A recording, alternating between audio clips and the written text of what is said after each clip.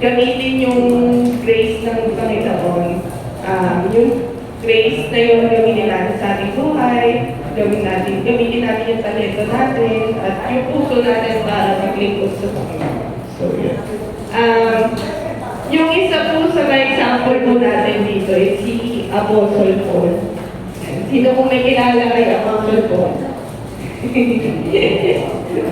So, next slide po. Sino ba si Apostle Paul? So, dati siya, salamat sa AI. Dati po siyang Saul na naging si Paul. Sorry. Next slide po.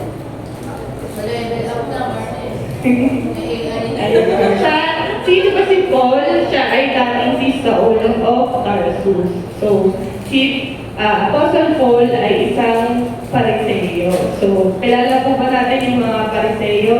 Di ba? Sila yung mga tagapagturo ng batas ng Diyos. So, tinuturo nila yung mga nununtipan, yung mga tradisyon po. And kilala din sila sa pagiging mahigpit sa batas. So, yun. Tsaka sila yung tinitingnan ng mataas na mga tao sa paligid.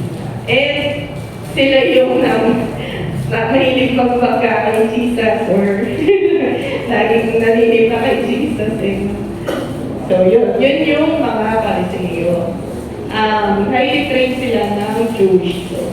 So, si Paul ay isa ding persecutor ng mga Kristiyano. So, bago siya maging Paul, si Saul, nagpa-persecute ng mga Kristiyano, katulad ng nangyari kay Stephen. Isa siya doon sa isa siya doon sa mga tao nag-persecute kay Stephen. So, siya ay dramatically transformed by Jesus. So, kaya naging Paul siya. Iniwan niya yung pagiging Saul niya, yung roots niya. At nagbagong buhay po siya. So, next slide po. Paul's humility and calling. So, si Paul po, nakaranas din na naisip niya na hindi siya karapat-dapat na maglingkod sa Panginoon. Gawa nung kanyang nakaraan. So, saka siyang Pariseo, isa siyang persecutor. Pero, despite na gano'n yung nakaraan po niya, ginamit pa rin po siya ng Panginoon. Pinukote po siya. Sino na mga na-promote dito? Dapat nagpakain si Paul.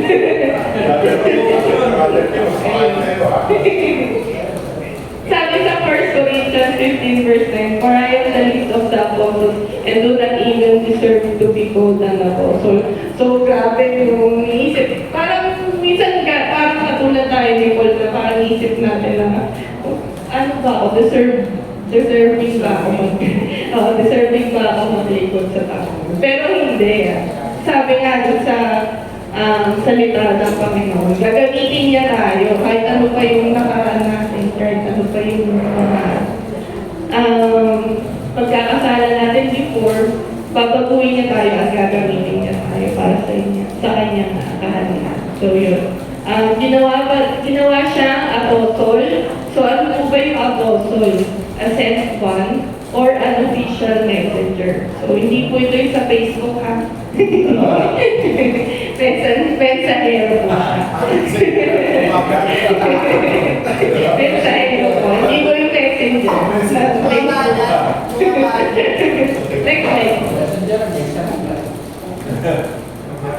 So yun no, isa sa mga maling pagkakaintindi po ng ibang Kristiyano po sa race, inisip nila na, ay, dahil mabait yung Panginoon, mapagpatawad yung Panginoon, mahal niya ako So, gagawa pa rin ng kasalayan. So, mali po yun.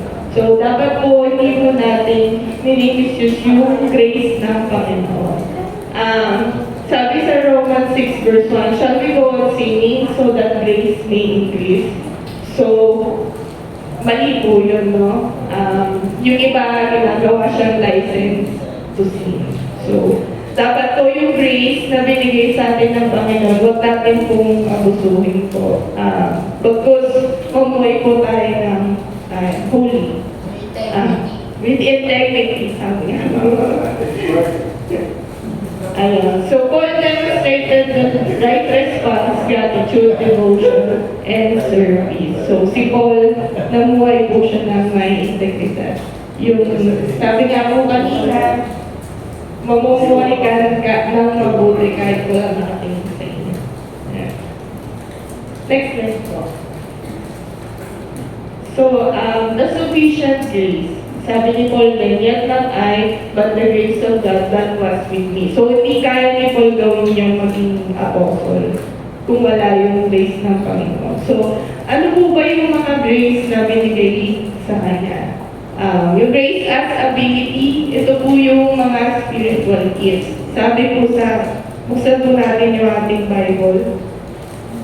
Sa Ephesians 4 verse 7, 11 to 12, sabi doon, but grace was given to each one of us according to the measure of Christ's gift.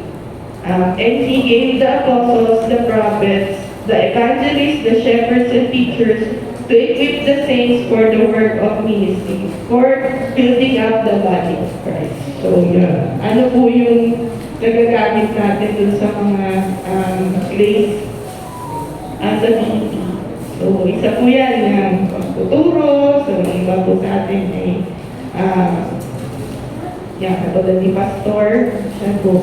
Nagagamit po yung grace na binigay ng Panginoon. So, each believer receives grace gifts from the Holy Spirit. So, naniniwala po ba tayo doon na lahat po tayo ay may gift? Amen. So, dapat po itong mga gifts po natin na ito ay gamitin po natin para sa paglikuran ng ating Panginoon. So, sumunod po, grace as stability. Sabi sa 2 Timothy 2 verse 1 to 3. So, sa natin po yung Bible. So, makikita ko kung sino yung may Bible. Yan. Sabi doon is, you then, my child, be strengthened by the grace that is in Christ Jesus. And what you have heard from me in the presence of many witnesses, entrust to faithful men who will be able to teach others also. Share in suffering as a good soldier of Jesus Christ. So, yun po, no? Katulad ni Timothy, na-persecute din po siya. Thank you, Lord, no? Hindi natin naranasan yung ganitong persecution nila. No? Yun nga, sa grace ng Panginoon, nalagpasan yun ni Timothy and ni Paul. Yung grace ng Panginoon, mag-strengthen sa atin para lampasan natin yung mga hardship, yung mga fear, and yung mga weaknesses. So, kailangan lang po natin mag-depend sa Panginoon. Next slide. So, application po tayo. Obvious lang po. Grace po should move us to commitment, not laziness. So, bawal po maging tamad. Tamahan din po ako nun Next po, yung grace should produce devotion, not entitlement. So, bawal maging kakarin. Bawal po maging ayabang. Ano ba yung mga kakarin? Sila yung parang, ay, entitled ako dito. Karapatan ko to. Hindi po. Katulad nga po sabi kanina ni Nung Jane, dapat po maging humble tayo. Live with humility. And tanggalin po yung fried chicken. Yung fried, tanggalin po. And yun, maging ano po tayo. Mapagpasalamat sa Panginoon. Grace calls us to serve with gratitude, not excuses. So, bawal po yung magdahilan. So, sino po yung mahilig magdahilan? Bawal sabihin na, ay, wala po oras. Lahat po tayo may oras. Ayan. And, ihuli po, when you feel inadequate, remember God's grace is enough. So, lagi po natin tatandaan na yung grace ng Panginoon is sapat sa atin. Huwag na tayo maghangat ng katulad ng sabi kanina,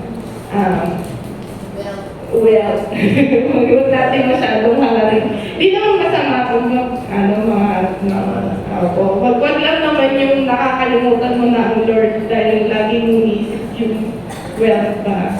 Continue to give pa rin in righteousness po. So, yun lang po. Session lang po. Thank you lang po.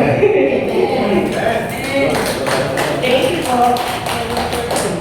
Tayo po ay manalangin. Panginoon, maraming salamat po sa iyong salita, Panginoon, na my Lord.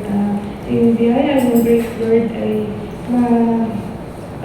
apply namin po yung mga salita niyo at maibahagi po namin yung mga salita aming sa buhay, sa ibang tao, Panginoon, hindi po mga kilala sa inyo, Panginoon. Hindi niyo po bawat isa sa amin, pagpalain niyo po bawat isa sa amin, Panginoon, na yung maging challenge kami ng blessings sa ibang tao, Panginoon. Lord, sa aming pag-uwi, natin itong bawat isa sa amin, Panginoon. At sa inyo lahat, ang dalangin sa Jesus, Amen.